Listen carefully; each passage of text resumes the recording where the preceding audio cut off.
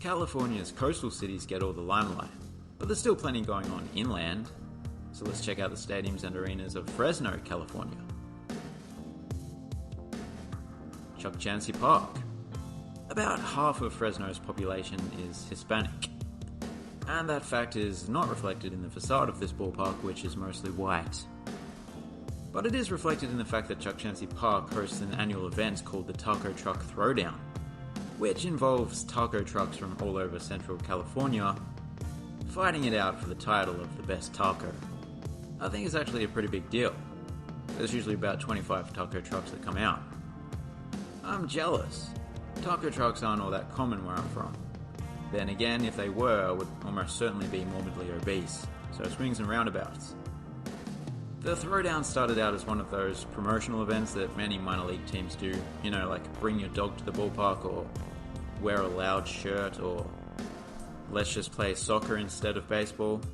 Speaking of which, this venue also hosted a match between two of Mexico's biggest football clubs in 2012, Club America and Jaguares. Over 16,000 people showed up, which is, I believe, still the ballpark's record attendance. Mart Center. See, now this one does have some Spanish-inspired architecture, and when you combine that with the palm trees that surround the place, it makes for a very Californian look, which is no bad thing. The highlight of the exterior would have to be the clock tower though. It's 13 stories tall. Ooh, 13. Unlucky for some. Not everyone though, maybe the person that designed it was Italian. Mart, by the way, is not just the title sponsor. They donated $40 million towards the construction in exchange for perpetual naming rights. Unlike the exterior, there's no particular design elements on the inside that stand out. It's all pretty conventional in here. They've still got an older style video board, which doesn't look as sleek as some of the newer models, but it does the job. I guess the Bulldogs logo in center court is kinda cool. I believe his name is Timeout. I wonder what breed he is. I'm not really good with that sort of thing. Valley Children's Stadium is named after Valley Children's Healthcare, but actually Valley is a pretty good way to describe this place. Even more so than the English football ground known simply as the Valley. It's a concrete bowl, but it's built upon an earthen bowl, which is now covered in grass and trees. All we need now is a creek running through it and maybe some vineyards. Inside it is just like any other bowl stadium, I suppose, with a single tier of seating, not much in the way of premium seating. Oh, one aspect that is a little different are these floodlight towers. They're kinda like selfie sticks, only less obnoxious. In 2023, the school announced that the stadium and some other athletic facilities on campus are set to be redeveloped at a cost of $250 million, which is a lot of money. But I guess the Valley Children's Hospital could maybe sell some of its MRI machines for the cause. You can get a lot of money for that stuff on eBay. But yeah, what a transformation this will be. I just feel bad for the trees. When will the people start to think about the trees? They're more than pine needles and maple oh wait, they're still there. Never mind. Selland Arena is named after Arthur Selland, who was a mayor of Fresno that played a role in the construction of his namesake arena. However, he actually died in a car crash a few years before it was completed. Nowadays, the venue is the home of hockey in the city, but as those images on the facade suggest, it has a history of hosting all sorts of sports, mostly basketball. In fact, it was up until 2003 the home of the Bulldogs basketball team. It's been about 20 years since the last renovation of note, so the arena is maybe not in the best condition, but it's fine. The capacity is certainly more than adequate for the monsters who average just a couple of thousand per game. Their previous home had just 1,000 or so seats. Ratcliffe Stadium. You may be surprised to hear that this is where the Fresno Bulldogs played before Valley Children's Stadium was built. Okay, it's not that surprising. It is the second largest stadium in the city and has been around for a very long time. In fact, it will be 100 years old next year. It also hosted the West Coast Relays, which were a big deal back in the day, but not so much nowadays. The Fresno City College Rams have been here since 1941, and it also hosts high school football, so it's keeping busy. You can tell that the stadium originated as a simple symmetrical horseshoe layout, but has had some extensions added over the years. I wonder if you can notice them.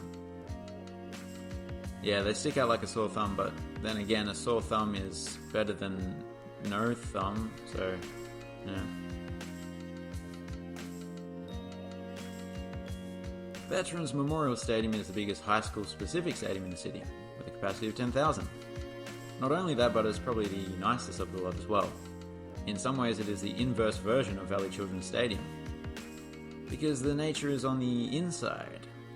But then again, there's also plenty of nature outside as well. Hang on, CUSD. I thought this was Buchanan High Stadium. What is CUSD?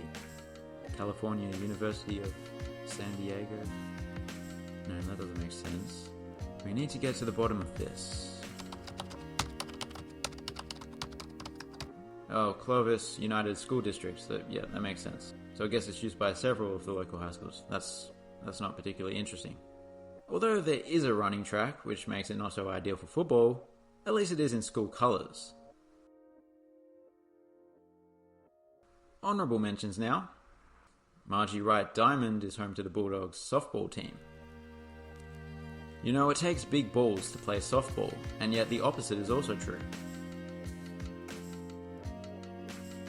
Pete Baden Field at Bob Bennett Stadium is seemingly a larger version of Margie Wright Diamond. Need I tell you that it's home to the school's baseball team? McLean Stadium. Just a few years ago, this place had a natural grass field, but now it's plastic. It seems that sports fields and straws have evolved in the exact opposite direction. LaMonica Stadium is named after the late Darryl LaMonica, an NFL player who attended and played for Clovis High School. Have I been saying that right, or is it Clovis?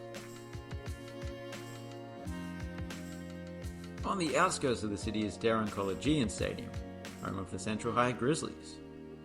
I wonder why it's called Central High if it's not central. So there you have it, a nice variety of venues.